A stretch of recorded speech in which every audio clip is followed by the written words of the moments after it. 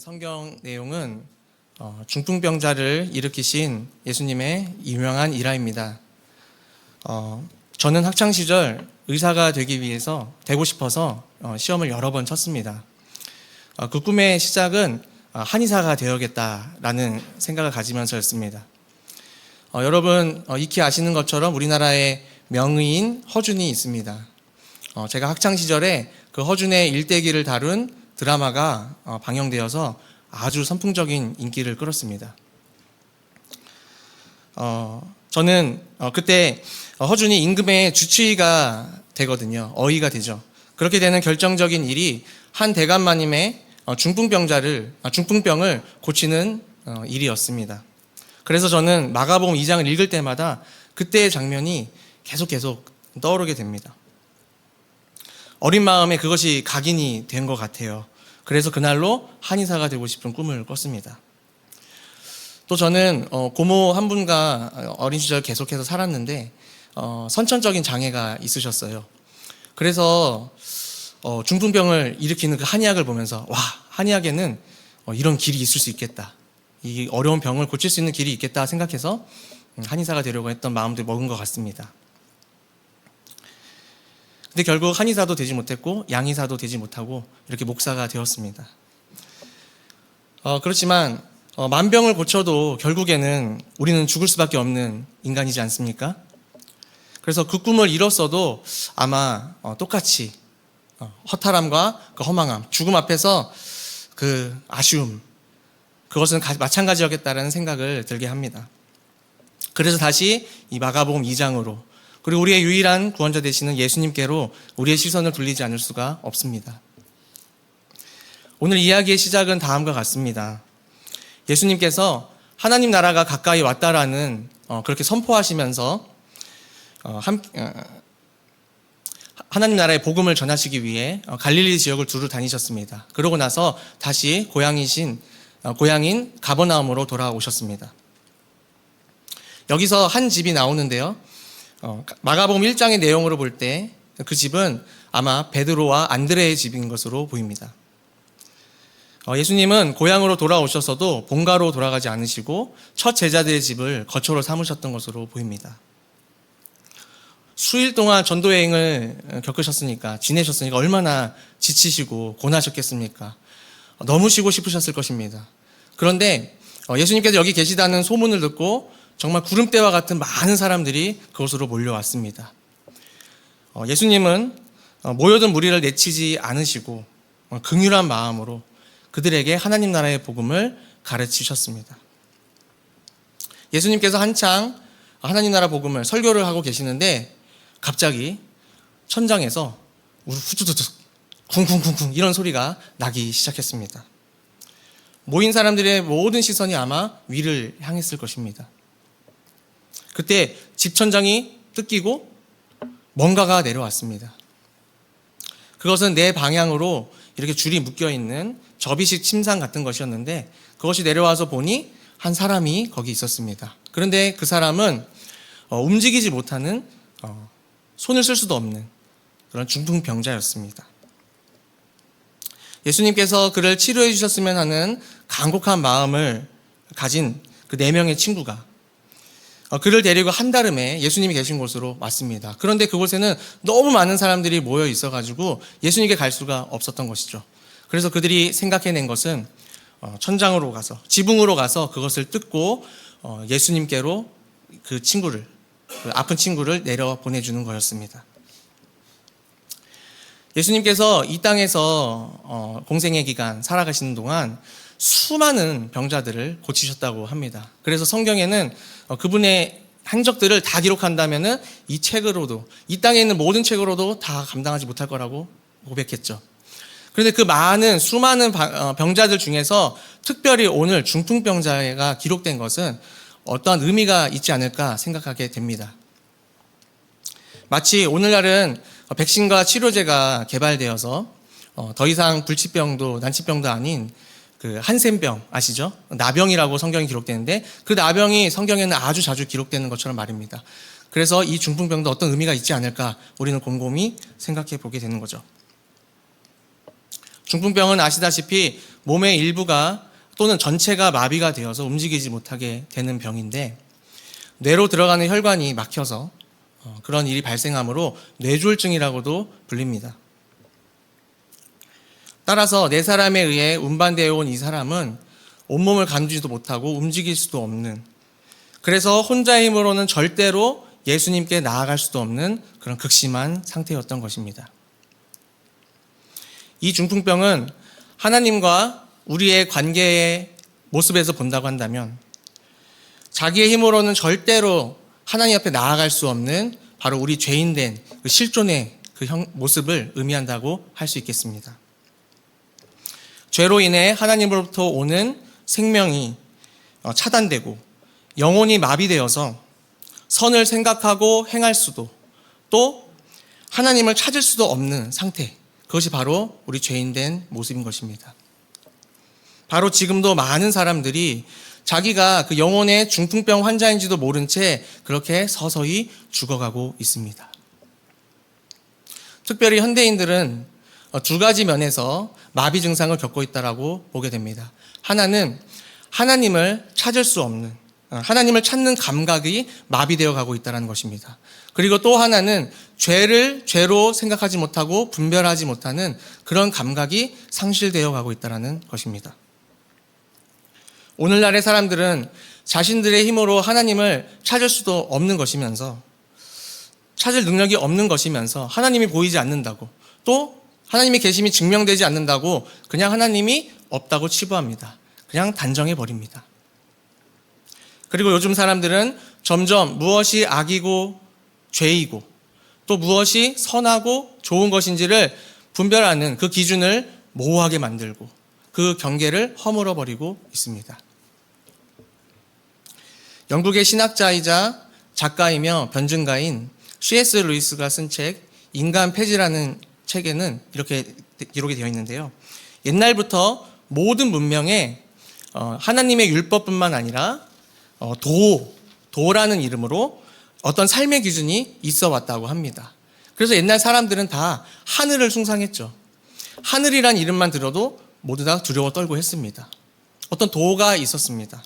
그런데 오늘날 사람들은 그것을 거부함으로써, 그런 기준들을 아예 폐기함으로써 스스로 인간이기를 포기한 것과 같이 되었다, 그렇게 비판합니다. 즉 마디 곳곳이 마비되고 무생물화 되어가는 거죠. 즉 영혼의 생명줄이 막힌 것입니다. 자, 그런데 이렇게 온몸이 마비되어 예수님께 나올 수 없는 중풍병 환자를 네 사람이 데리고 왔다고 합니다. 그들은 이 사람을 진정으로 긍휼히 생각하고 사랑하는 친구들임이 분명합니다.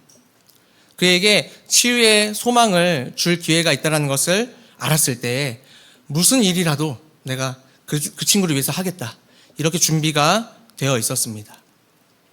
사랑은 그렇게 두려움을 이겨내게 하고요. 그리고 무모하지만 과감하게 실천할 수 있는 용기도 줍니다. 그래서 그들이 행한 모험은 무엇이었냐면요, 바로 지붕을 뚫고 사랑하는 친구를 예수님께 내려보내는 것이었습니다. 여러분, 이게 얼마나 무모한 일인지 한번 생각해 보세요. 다른 사람의 집을 부셨잖아요. 여러분들의 집을 부셔지면 가만히 있으시겠습니까? 큰 손해를 입혔기 때문에 이거는 배상도 해야 되고요. 오늘날 같으면요, 소송이 벌어질지도 모를 일입니다. 새 들어 사는 집에 구멍 하나도 못 내는 요즘 시대이지 않습니까? 그리고 다시 한번 생각해보면 예수님도 그들의 행동을 책망하셨을지도 몰라요. 지금 이렇게 많은 사람들이 예수님 만나겠다고 기다리고 있는데 새치기 했잖아요. 그리고 많은 사람들한테 불편함을 줬습니다.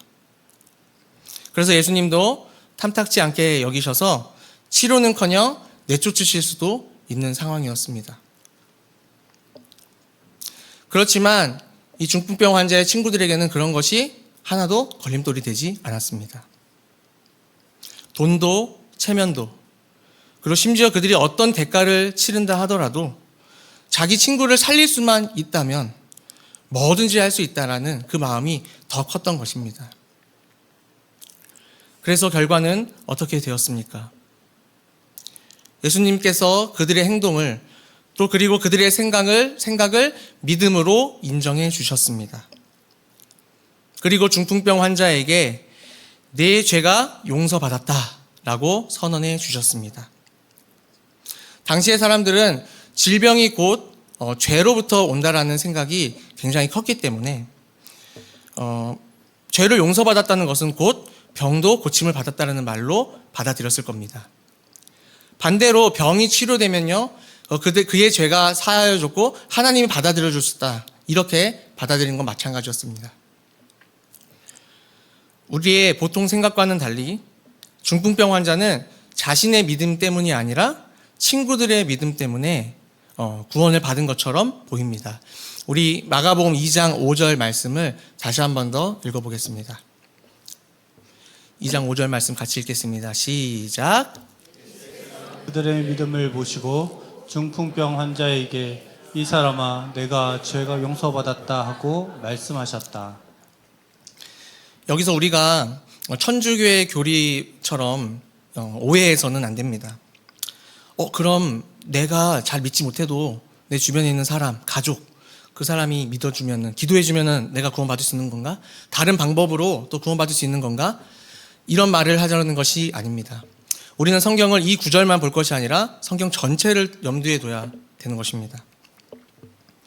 오히려 이 구절이 밝혀주는 진리는요, 주변 사람들의 믿음의 행동이, 그리고 믿음의 기도가 한 영혼을 구원의 주님께로 인도할 수 있다는 사실입니다. 중풍병 환자는 친구들의 그 사랑과 믿음을 보면서 도대체 예수님이 어떤 분이시길래 나한테 이렇게까지 하는가, 그러면서 예수님께 대한 믿음이 생겼을 겁니다. 그리고 그 믿음은요, 바로 하나님이 내려주시는 겁니다. 하나님이 그에게 구원을 받을 만한 믿음을 내려주셨습니다. 자, 그런데 오늘 본문에 또 카메오 같이 등장하는 한 부류가 있죠. 바로 율법학자들입니다. 그들은 율법에는 능통했을지 모르지만 사람들에게 구원에 이르게 하는 믿음을 주지 못한 것은 분명합니다. 왜냐하면 그들은 이 중풍병자가 낫는 일에는요, 전혀 관심이 없었고요. 그저 이 모인 무리에게 어떻게 하면 예수님이 하신 말씀과 행동들에서 꼬투리를 잡아서 그분의 권위를, 그분의 명예를 깎아내릴까, 그것만 생각했기 때문입니다. 그들은 자기들이 배우고 아는 대로만 되어지고 이루어져야만 만족스러워하고 인정하는 자들이었습니다. 진짜 죄가 용서되고 하나님 나라가 임하는 것에 대해서는 관심이 없었습니다. 그들은 죽은 문자화된 율법뿐만 아니라 돈도 체면도 중요했기 때문에 절대로 손해보고 싶지 않은 사람들이었습니다. 율법학자들은 그런 마음을, 그런 생각을 속으로만 했다고 합니다. 아니, 예수님이 도대체, 저 사람이 도대체 무슨 말을 하는 거야? 하나님이 하시는 일을 자기가 할 수 있다고? 이렇게 속으로만 생각했는데 예수님이 그것을 알아내셨다라고 말씀하죠. 그리고 그들의 생각을 많은 사람들에게 드러내심으로써 예수님이 과연 누구신지 많은 사람들에게, 또 그 율법학자들에게도 알려주시려고 합니다. 중풍병 환자에게 일어나 걸어가라 라고 말한다면 바로 그 일이 일어나야만 그 말씀이 그대로 이루어졌다는 것을 우리가 확신할 수 있을 것입니다. 그런데 내 죄가 용서받았다라고 말한다면요, 그것은 우리의 마음과 영혼에 일어나는 일이므로 그저 말로 끝나고 말 수도 있는 거죠. 겉으로 드러나지 않을 수도 있으니까요. 그래서 두 번째가 말하기에는 더 쉽다, 그런 의미로서 예수님이 말씀하신 것처럼 보입니다. 하지만 잘 생각을 해보세요. 중풍병 환자를 일으키는 것, 죄를 사하는 것, 이 두 가지 모두 다 하나님만이 하실 수 있는 아주 어려운 일입니다. 그럼에도 예수님께서 내 죄가 용서받았다 라고 먼저 말씀하신 것은 직접 설명하신 대로 예수님께서 죄를 용서하는 권세를 가지셨다는 것을 보이시려는 것이었습니다. 또한 예수님은 바로 그 일을 위해 이 땅에 오셨다는 것을 또한 알려주시려는 것입니다. 여기서 예수님은 자기 자신을 인자라고 지칭하십니다. 복음서 특히 마가복음에는 예수님이 자신을 인자라고 말씀하시는 부분이 참 많이 나옵니다. 이 말은 다니엘서 7장 13절에서 나오는 인자와 같은 이를 떠오르게 합니다. 인자, 그것은 구원자 메시아 곧 그리스도, 그것을 의미하는 것으로 통용되었습니다. 당시에 구약의 사람들은 인자하면은 바로 메시아, 인자하면은 구원자, 이렇게 받아들였다는 거죠. 그런데 예수님이 바로 자기 자신을 인자라고 말씀하시는 거예요. 이스라엘의 어떤 왕이나 선지자도 자기 자신이 하나님과 동등한 그런 구원자의 위치에 있다라고 말한 적이 한 번도 없습니다. 더 나아가 이 땅의 어떠한 종교 창시자도 나를 믿으면 구원받는다라고 말한 적이 없습니다. 그저 이것을 해라, 저것은 하지 마라, 그렇게 자기들의 윤리에 입각해서 말했을 따름입니다. 그렇지만 우리 오직 예수님만이 자신이 하나님의 아들이요, 자기를 믿으면 구원을 받고 하나님의 백성이 된다고 모두에게 천명하셨습니다. 그리고 왜 자신이 그렇게 할 수 있는 유일한 존재인지를 온 세상이 영원히 알고 기억하도록 하셨죠. 바로 십자가에 매달려 우리 대신에 죽으신 것입니다. 그것은 피 흘림 없이는 속죄가 없다는 옛 언약, 구약의 희생 제사를 따라서 인류의 모든 죄를 대신하고도 남을 아주 가장 큰 죽음이었습니다. 그러나 하나님은 이 죽으신 예수님을 다시 살리셨고, 그러므로 그분에게 죄를 용서하는 권세가 있다는 것을, 모든 믿는 자에게 구원에 이르게 하는 권세가 있다는 것을 확증하셨습니다. 예수님께서 하신 일은 역사상 유일무이한 일입니다. 12절에서 예수님의 말씀으로 중풍병 환자가 곧 일어나 걸어서 나간 것처럼 이제 그분의 말씀을 믿음으로 죽은 자와 같은 죄인들이 깨어나 부활과 영생의 소망으로 나아가고 있습니다. 우리도 그렇게 나아갈 수 있습니다. 그러므로 모든 사람은 하나님을 찬양하고 예수님을 구원자요, 온전한 왕으로 인정하는 것이 마땅합니다. 우리는 불치병이나 난치병이 고쳐지거나 또는 어떤 기적 같은 일이 일어나면요 굉장히 놀라고요, 큰 감흥을 합니다. 그런데 죄가 용서되고 없이 된 것에 대해서는요 그렇게 크게 반응하지 않을 때가 많죠. 제가 한 번은 어떤 목사님이 모 연예인의 간증을 논평하시는 것을 들었습니다. 그 연예인이 자기가 죽을 뻔했던 그 사고에서 구해진 것을 자랑은 하는데, 자신의 죄가 용서받고 하나님의 자녀가 된 것에 대해서는 아무 말도 안 한다는 것을 지적하셨습니다. 그러면서 과연 이것이 신앙의 본질이 맞는가, 그렇게 얘기하셨어요. 병을 비롯한 이 땅의 모든 문제는 근본적으로 죄로 인한 것입니다. 그러므로 우리는 예수님께서 하신 어떤 일보다 우리의 죄를 용서하신 일을 기념하고 경축하고 찬양해야 마땅합니다. 그리고 더욱 힘주어서 그것을 가르치고 전해야 하는 것이죠. 우리의 인생에는 여전히 질병과 여러 문제들이 끊이지 않습니다. 그렇지만 예수님께서 다시 오실 때 반드시 그 문제는 다 모두 해결될 것입니다. 예수님께서 처음 이 땅에 오신 것은 먼저 이 인류의 편만한, 이 인류의 너무나 가득한 죄, 그 머리를 제압하기 위해서 오셨던 것입니다. 사실 그분의 죽으심이 모든 문제의 근본을 해결한 아주 근본적인 위대한 사건이었습니다. 따라서 이제 예수님의 십자가와 부활을 믿는 우리에게 병도, 가난도, 그리고 모든 아픔들은 이미 해결될 것을 바라보고 있는, 해결이 될 것을 기다리고 있는 것에 불과합니다. 예수님께서 속히 다시 오시겠다고 우리에게 약속하셨는데, 그날만 이르면요 우리가 겪고 있는 모든 문제들은 순식간에 사라지게 될 것입니다. 사랑하는 여러분, 그렇다면은 우리가 이제는 어떻게 살아야 될 것일까? 우리는 그 물음을 던져봅니다. 바로 그날이 올 때까지 우리는요, 우리의 남은 일은 긍휼한 마음으로 중풍병 환자를 데리고 온 네 사람과 같이 먼저 누군가의 좋은 친구가 되어주는 것입니다. 그리고 영원히 마비되어 죽어가고 있는 그들에게 여기 살 길이 있습니다. 모든 문제의 근원인 죄를 일소하신 우리 예수님을 한번 만나보세요. 이렇게 이 기쁜 소식을 전하는 것입니다. 주님께로 인도하는 일에 사방에서 이 네 친구가 합력하여서 그 일을 이룬 것처럼 우리 교회 공동체가 한 마음으로 함께 힘을 모아야 합니다.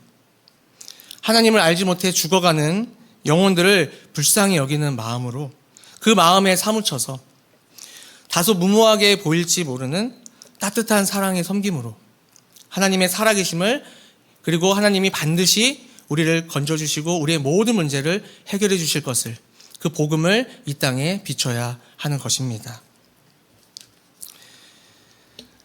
함께 우리가 들으신 말씀을 생각하면서 함께 찬양 불렀으면 좋겠는데요.